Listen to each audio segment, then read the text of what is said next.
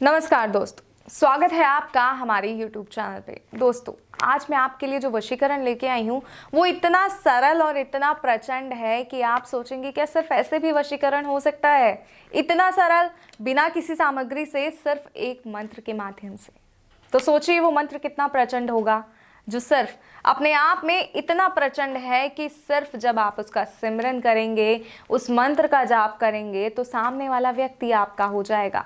कभी सोचा है आपने कि ऐसा भी हो सकता है बिना किसी सामग्री से? क्योंकि सब कहते हैं वशीकरण बिना सामग्री के संभव नहीं है, लेकिन हम आपके लिए ऐसे प्रचंड वशीकरण लेके आते हैं जो बिना सामग्री के हो सकते हैं। क्योंकि हमारी कई माताएं, बहनें, कई पुरुष, कई भाई ऐसे हैं जो ये कहते हैं कि हम कोई सामग्री एकत्रित नहीं कर सकते, या माताएं कहती हैं कि हम कहीं बाहर नहीं जा सकते, लेकिन हमें वशीकरण की आवश्यकता है क्योंकि हमारे घर की जो स्थिति है वो बिगड़ गई है और हमें उस स्थिति को सुधारने के लिए एक वशीकरण की आवश्यकता है। इसके बिना हमारे घर की स्थिति सुधर नहीं सकती, क्योंकि बहुत बुरा लगता है जब अपने दूर हो जाते हैं। घर में तो साथ रहते हैं, लेकिन दिलों में दूरियां बहुत ज़्यादा बढ़ जाती हैं।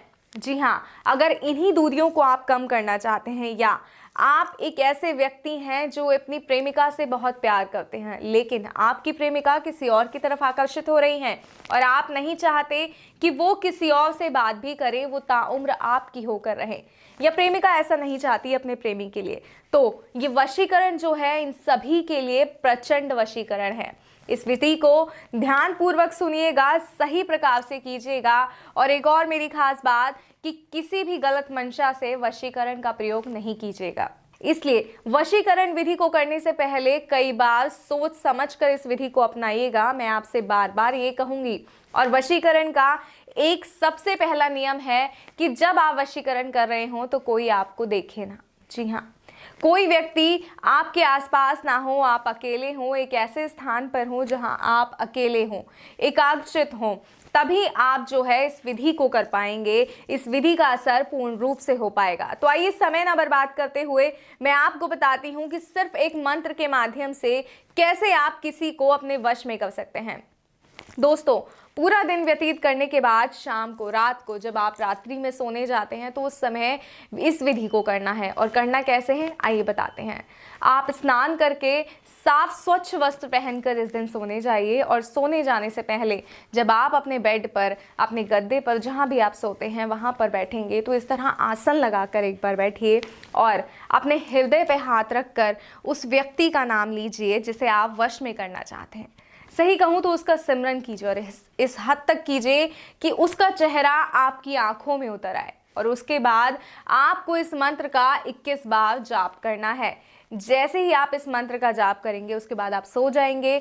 सुबह जब आप उठेंगे तो आप देखेंगे कि वो व्यक्ति किस तरह पागल हो रहा है आपसे बात करने के लिए, किस तरह सिर्फ और सिर्फ आपकी सुनना चाहता है। अगर कोई माता है तो उनका बेटा सिर्फ उनकी आज्ञा मानेगा, किसी और की नहीं सुनेगा। अगर कोई पत्नी है तो उसका पति इस तरह उसके आसपास घूमेगा कि बस उसके सिवा दुनिया में कोई और है ही नहीं।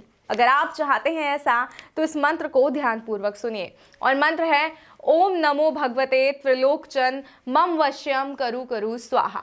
एक बार और मंत्र बताती हूँ, ध्यान से सुनिएगा। ओम नमो भगवते त्रिलोकचन मम वश्यम करु करु स्वाहा। इस मंत्र का 21 बार जाप करना है, व्यक्ति का नाम लेना है।